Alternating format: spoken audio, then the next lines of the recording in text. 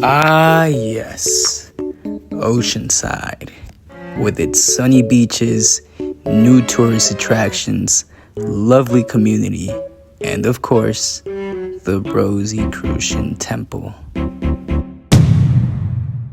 Now, this church, more of a property, is located on Mission Avenue by Mission Elementary and Jefferson Middle School, where I personally went to. What's interesting about this Rosicrucian Temple is that it's been plagued by rumors passed down from old to young people around Oceanside. Personally, ever since I started school, I was always told by classmates that this place was a meeting space for satanic cults, where they would sacrifice babies for the cultivation or power or whatever it may be. Of course, we were just kids with wild imaginations, but there was still an air of mysticism surrounding this location. I'd like to share a bit more background and a personal experience regarding this temple, and give my thoughts on what I believe is going on here.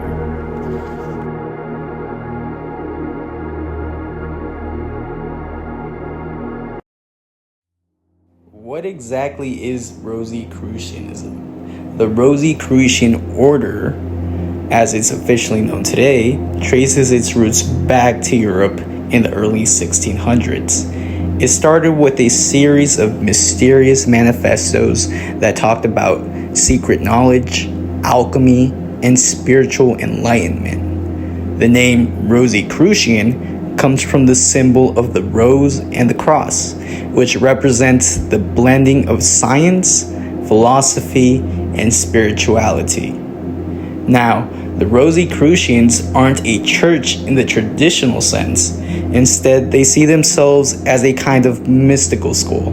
Their focus is on self-development, studying ancient wisdom, meditation, the mysteries of the universe, and even subjects like sacred geometry and healing.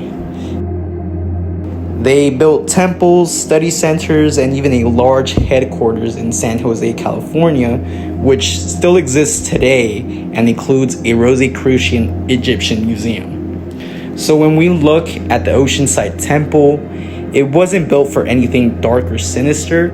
It was more of a meeting place for members to gather, study, and practice their teachings.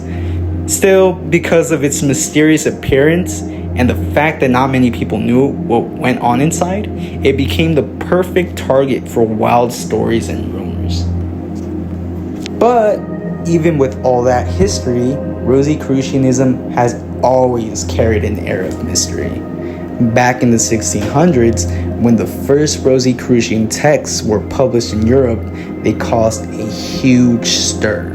People debated whether this was a real secret society of enlightened masters or just a clever hoax meant to shake up the church and the scientific world. Over time, Rosicrucians became linked fairly or unfairly with other secret societies like the Freemasons, the Knights Templar, and even the Illuminati. Because of this, conspiracy theories have followed them for centuries. Some claim they held hidden knowledge of alchemy, eternal life, or ancient Egyptian wisdom. Others believe they controlled political movements from the shadows, but really these are just hearsay. Even here in California, whispers of strange rituals, secret ceremonies, and hidden teachings have fueled the local legends. The Oceanside Temple, like many Rosicrucian buildings, often kept its activities private, which only added to the speculation. For outsiders, mystery breeds rumors. And that's why so many wild stories, from dark rituals to cult-like behavior, became attached to this place. Whether you believe the Rosicrucians were keepers of ancient wisdom or just another philosophical group or something more secretive, the mystery is part of what keeps people fascinated with them.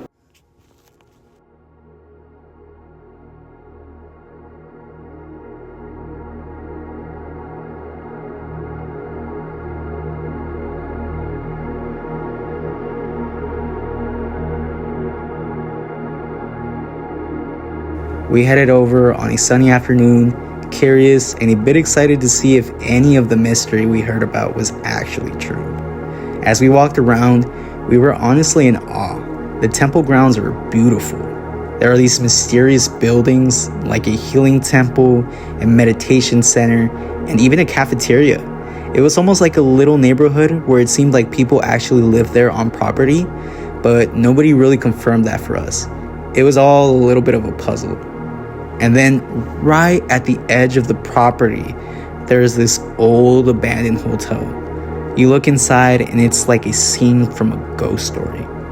Furniture tossed around, paintings on the floor, just completely abandoned. It was eerie how the temple itself was well kept, but this hotel was just left to the elements.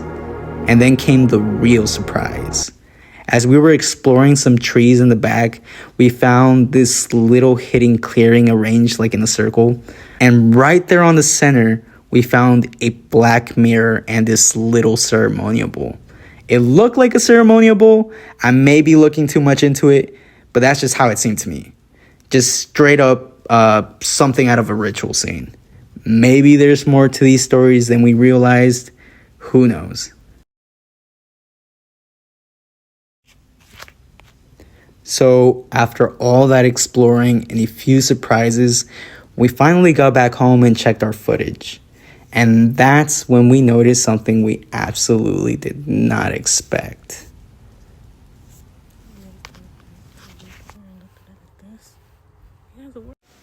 I don't know if you guys saw it, but just give it another look and try to see if you can find anything out of the ordinary.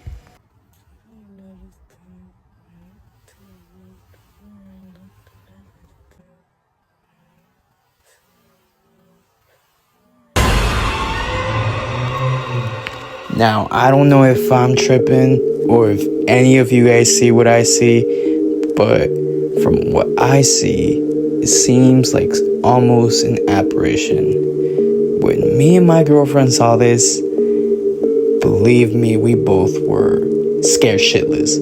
I mean, I felt goosebumps from the back of my neck all the way to my forearms. I don't know if my eyes were deceiving me, but it seemed like there was something there. So, I don't know. You guys let me know if you guys agree with me. Helps me out not to think I'm looking more into it.